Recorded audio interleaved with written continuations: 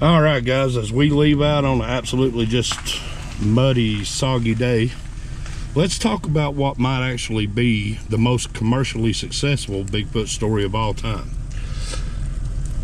Welcome to Rolling with T-Bone presents The Cryptids of North America.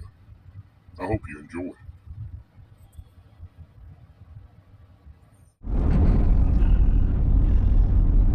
All right, guys, welcome in. I know today is Monday, Inauguration Day, so I hope we get some people come in and watch us tonight.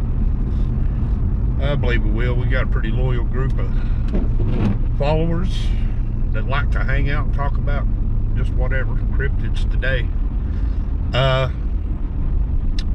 know last night was the Rabbit Hole Mount Rainier.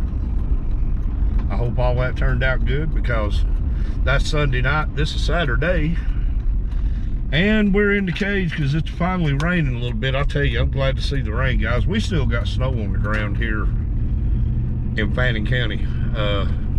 It's been, this snow laid hard, very, very hard. Kind of caught everybody up here off guard a little bit, to be honest with you, because we knew snow was coming, but we didn't think it was going to be a wet, heavy, just 8 days, and we're still places where the sun don't hit. There's still a lot of snow on the ground. But we're not here today to talk about snow, are we? I could have rode yesterday. Full transparency, I could have rode yesterday, Friday. It was nice. It got up in the 50s, but to be honest with you guys, I did not relish the idea of getting any of my motorcycles out and getting salt all over them, because this snow was so hard and laid so hard. Our county road department was working hard trying to get the stuff to melt, because our kids have been on virtual learning days basically all week long. Our kids didn't even go to school this week on account of the snow. We still got back roads that are impassable. I'm hoping this rain will help, but I don't know that it's going to, because the temperatures are supposed to bottom back out again, and there's even more snow in the forecast, so we'll have to see how all that turns out between now and then. But this channel is called Rolling with T-Bone, and we do roll around in trucks and cars and motorcycles, so as long as we're rolling, it ain't false advertisement.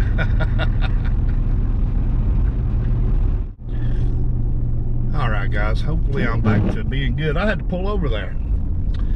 I was putting the camera in the mount, and Fat Fingers was turning off commands, turning off views. So I had to pull over and re-straighten all that out. My pinky is a size 12, if that tells you how fat my fingers are. But anyway, y'all not here to talk about my fat fingers either. Yeah, I could have went for a ride yesterday. Some of my buddies was riding yesterday, and I was like, you know what? And I know it's just a motorcycle to some people, but I did not relish getting my bikes out and running them around in these salt. And man, I'll tell you, salt, whether it's up, and I'll tell you another problem with the salt here. Now, I can only speak for our road department here, is a lot of the salt here has more sand and gravel in it than it is salt. And man, you get on the road, you get mixed up in a lot of that sand and that gravel, where there's just big clumps of it dumped out in the road. You can go for a real ride if you ain't careful. But we're not talking about all that. T-Bone, you made a pretty big statement there when you said this could be the most commercially successful Bigfoot to ever exist. And I can give you some receipts for that. Of course, we are talking about none other than the legend of Boggy Creek. We are talking about the fouke, F-O-U-K-E, the fouke monster from southeast Louisiana, Fouke County. If that sounds familiar to you, in 1972, the legend of Boggy Creek hit theaters.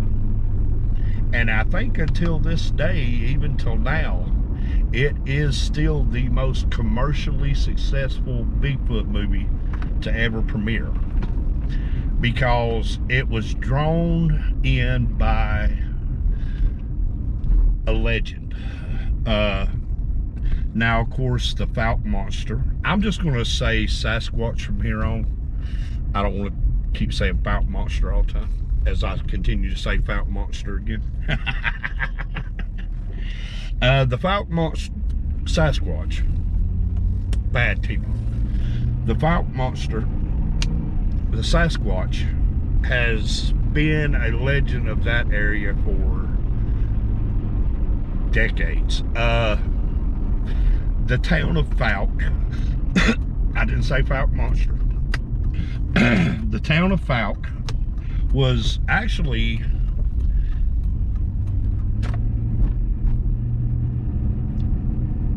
founded by a group of Seventh-day Adventist Christians who was looking for a place that they could worship freely and kind of be away from the rest of the stuff that was going on in the world. And of course, that was in the 1800s. But they didn't get that when they settled there. Now, they did have their little community, but the trouble was, Fouke was a hotspot for outlaws because it borders Texas and Louisiana, Arkansas, Texas, so it's a tri-state area. But moonshiners and outlaws used it because it was easily accessible to other states. Just in a few seconds you could be in another state. So it was a big moonshine place, Fouke was. And of course, the land surrounding Fouke is surrounded by swamps, marshes, bogs. Actually, Boggy Creek is a creek that runs along the southeast border of the state. And yeah, they ended up settling with a bunch of outlaws, moonshiners. That would be my luck. I would try to go to a nice place and end up neck deep in outlaws. But so in 1972, the movie came out in theaters, and I can remember seeing that movie. I didn't see the Legend of Boggy Creek till I was much older. And it was of course, I'm not going to tell you a whole lot about the movie. You can find the movie to watch. It is out there to watch, because we're talking about the Sasquatch itself. But I can remember it being a very scary movie for a young guy. I was probably in my early teens when I first saw the Legend of Boggy Creek. And believe it or not, it popped up on one of those late night weekend movies, you know, they did. And I don't remember which one it was, but I can remember being, probably I was 13 or 14 years old when I first saw the Legend of Boggy Creek. And I was like, wow. Okay, so I'm not the only one who has one of these things living out behind its house. So if you don't know what that reference means, go back, check some of my other videos out, and you'll find out exactly what I'm talking about. I got to make these clips a little shorter because I am using the GoPro 8 today. It seems to do better in the truck than the 10. 10 does better on the bike because the 10 tends to track. But anyway, 1971, one of the prevalent storylines in the 1972 movie was something that happened in 1971 to the Ford family. Now, they lived in a house, and at the time this happened, there was mom, dad, and it was either two brothers and one sister. I can't remember exactly. But anyway, the family was just kind of chilling out in the living room one night. And one of the young sons was sitting on the sofa by the window. And all of a sudden, the window came crashing through, and this big, giant, hairy arm that they said looked like a gorilla arm tried to reach in and grab their son. Of course, Dad and the oldest boys, they shot at it. and they pretty sure they hit it, although no blood was found. And I can understand the frustration of that when you shoot something and there ain't no blood. But that was kind of what brought the attention quick, was that was the prevalent story. Now, the fouke monster, the Sasquatch, had been seen a lot. Like I said, reportings all the way back from the 1800s, but it wasn't seen in fouke until I think the first report was 1953. But it had been seen all over the place. Now, the crazy thing about that Sasquatch is there's also two other ones that are real close in that area that are famous. One of them is called the Honey Island monster, and the other one is called the Jonesville monster. So Jonesville and Honey Island are close together right there with fouke. Now, they all could have been seeing the same creature, the same cryptid.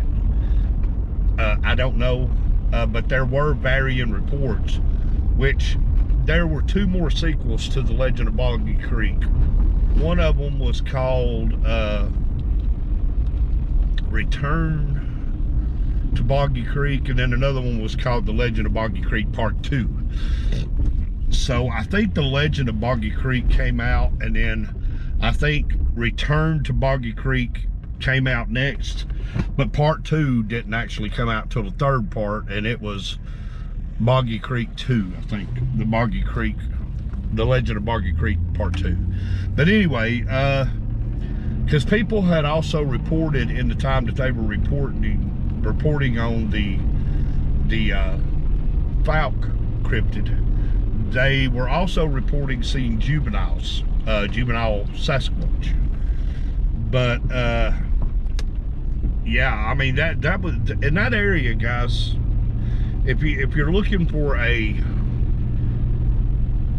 pinpoint area where you could be a large cryptid and hide, I mean, you've got swamp, marshes, bogs, forest land, mountains. You've got everything you need, and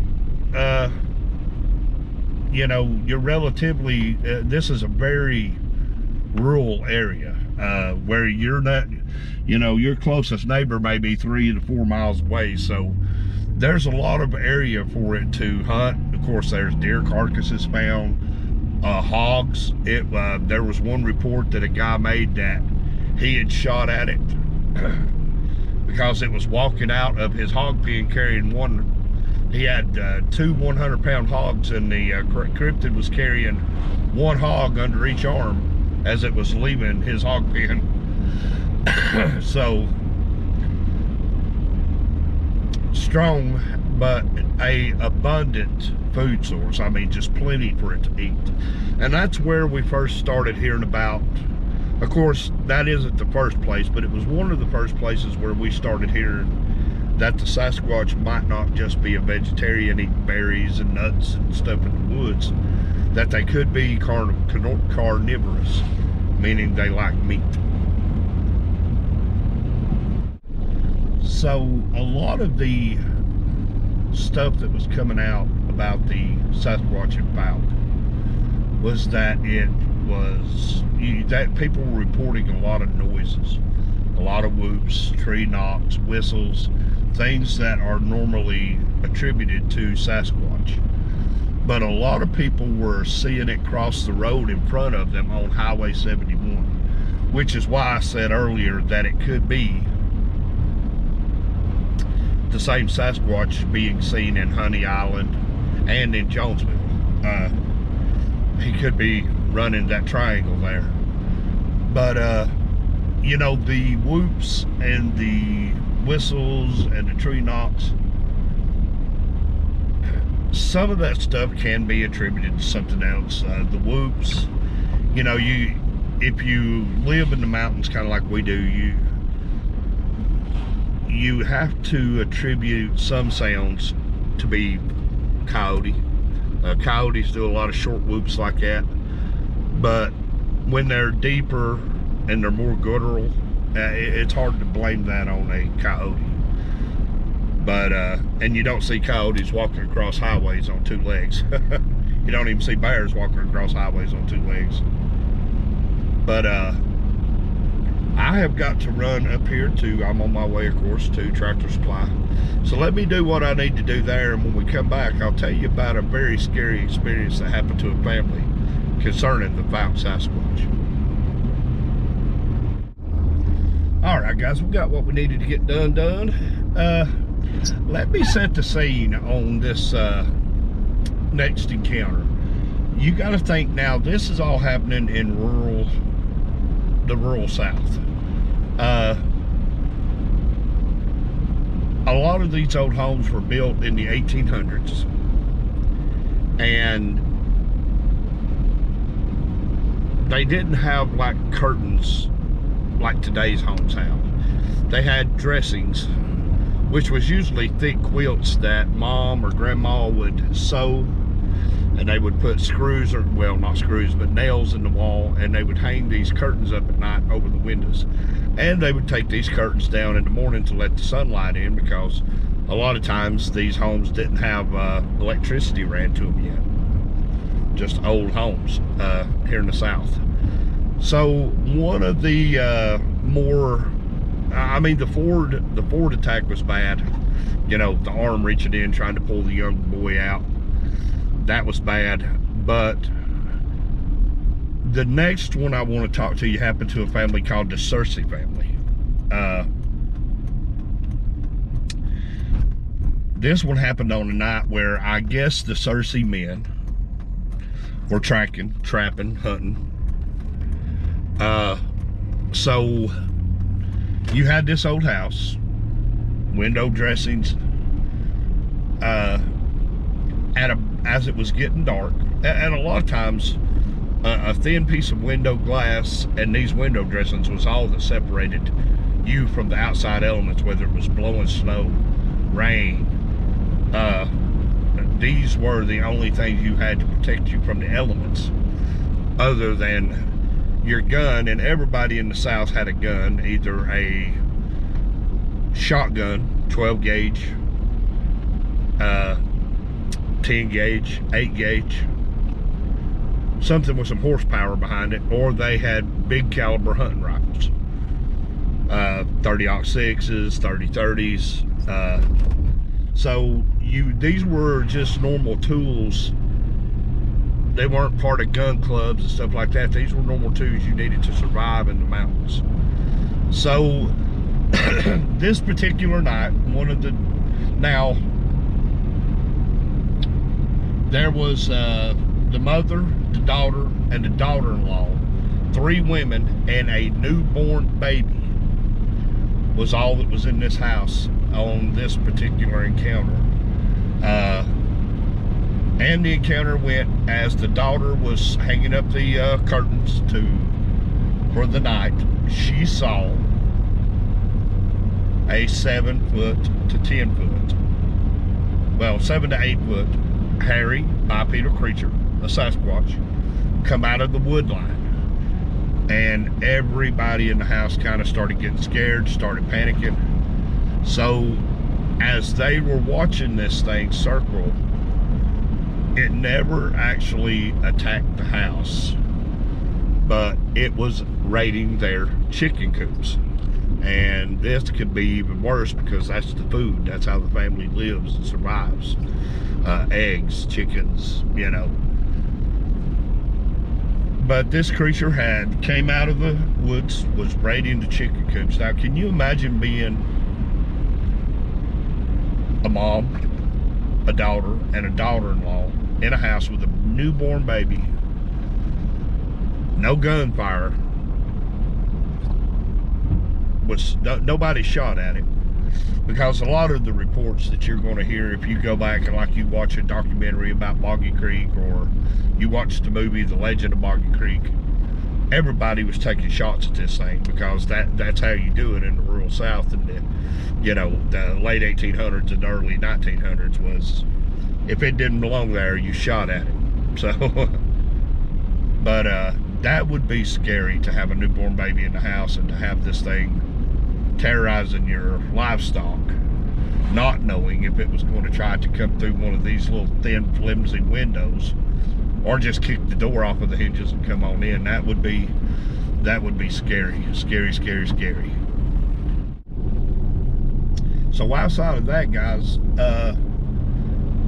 the reports of this creature goes back a long time. There was tons of newspaper reports about the fouke monster.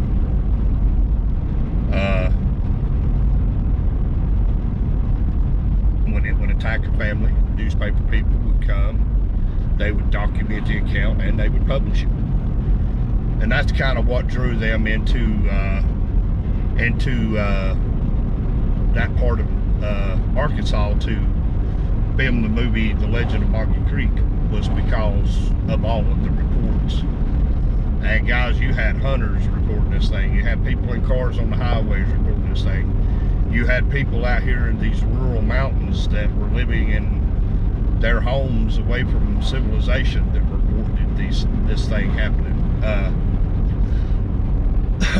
So you then have to say,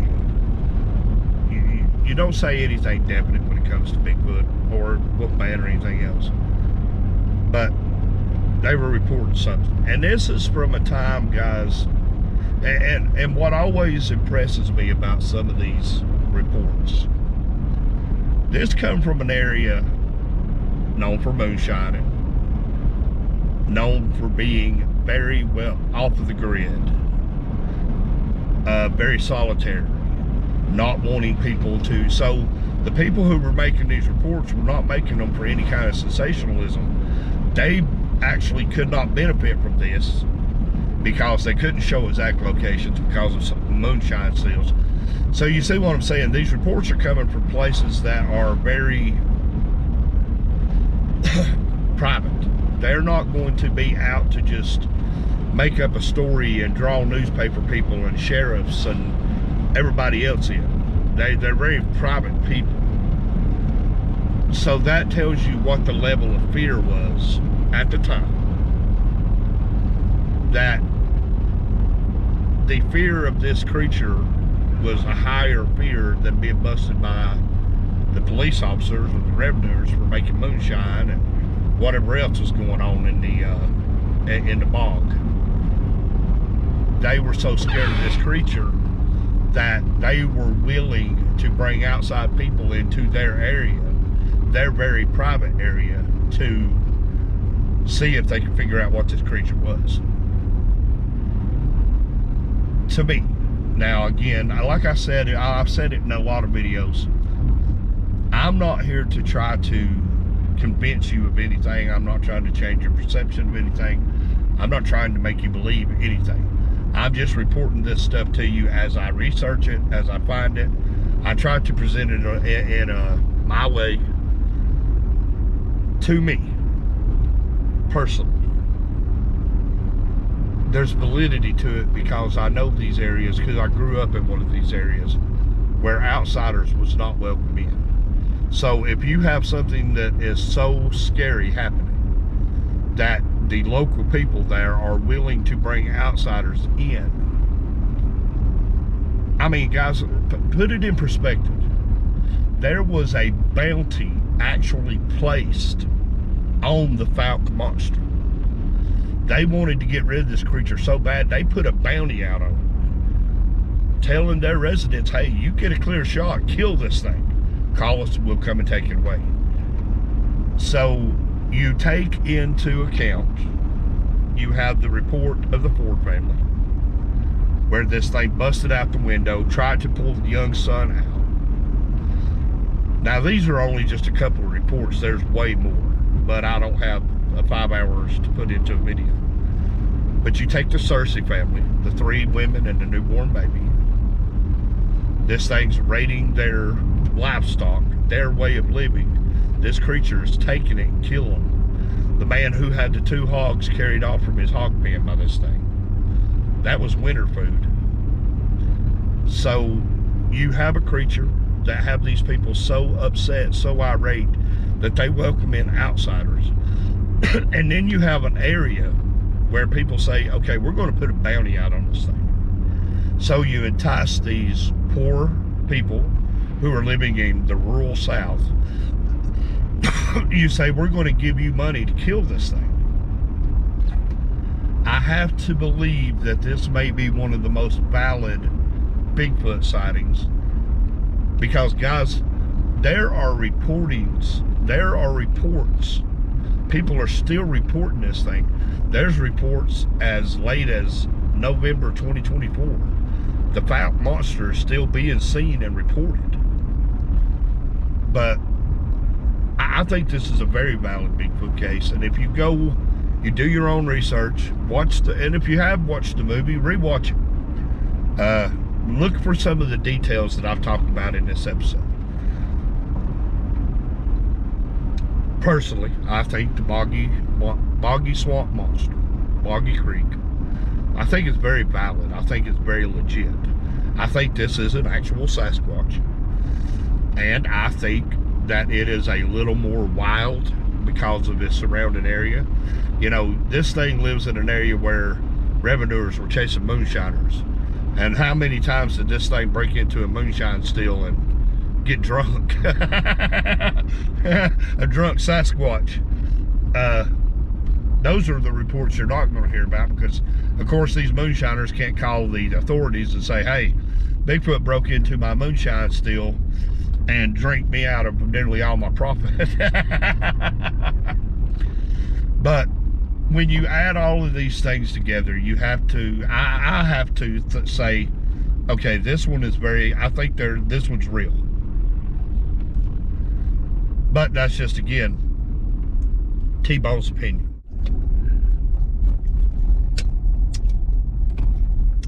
All right, guys, so there it is, the fouke monster, the legend of Boggy Creek.